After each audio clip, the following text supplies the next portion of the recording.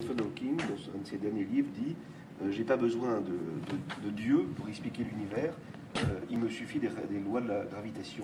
Bon, ne me faites pas rire. D'accord. D'accord. Est-on sûr de l'existence de Stephen Hawking? D'abord, Stephen Hawking n'écrit pas ses livres, comme vous le savez, il ne peut pas le faire. Il a écrit un livre il y a quelques années qui s'appelait Une brève histoire du temps. Et c'est toujours le même truc, il fait 180 pages sur la théorie des supercordes. Puis dernière page, Dieu arrive. On ne sait pas pourquoi, il arrive comme ça. Et dans le premier livre, c'était « Bientôt, grâce à la théorie des cordes, nous connaîtrons la pensée de Dieu ». Donc on apprend là que Dieu pense, qui est en soi une information théologique de première importance. Et puis il y a une espèce de naïveté comme ça à parler de Dieu sans dire de quel Dieu on parle. Et puis là, dans le dernier livre que vous citez, effectivement, pareil, 180 pages sur la théorie des cordes. Puis dernière page, finalement, on n'a pas besoin de Dieu pour créer l'univers. Les lois de la gravitation ont suffi pour le faire. Mais vous voyez la naïveté du truc. Et on ne parle que de ça, en fait. Voilà, et après ça fait la une du Times, ça fait la une de la presse française. Et prenons-le au sérieux. Imaginons qu'effectivement, au début, entre guillemets, il n'y avait pas d'espace, pas de temps, pas de matière, pas d'énergie, pas de rayonnement, mais il y avait les lois de la gravitation.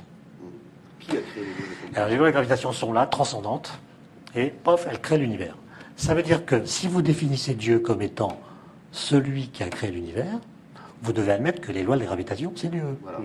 Et à ce moment-là, quand vous tombez dans les escaliers, sous l'effet de la gravitation, sans le savoir, vous accomplissez une action de grâce.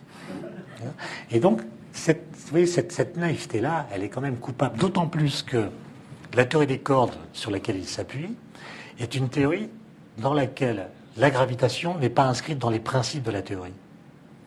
Il n'y a pas de gravitation au départ, simplement, et c'est ce qui a fait le succès de cette théorie, elle permet de prédire l'existence de la gravitation. Ce qui veut dire que la gravitation est secondaire par rapport au principe de la théorie des cordes.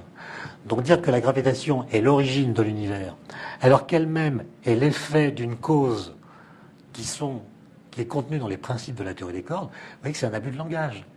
Et donc, là, je vous rejoins quand les scientifiques font de la publicité mensongère. Ils font des promesses comme au début, enfin la fin du XIXe siècle.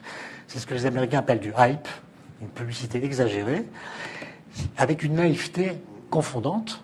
Par exemple, jamais on interroge le lien qu'il y a entre l'origine de l'univers et l'univers lui-même.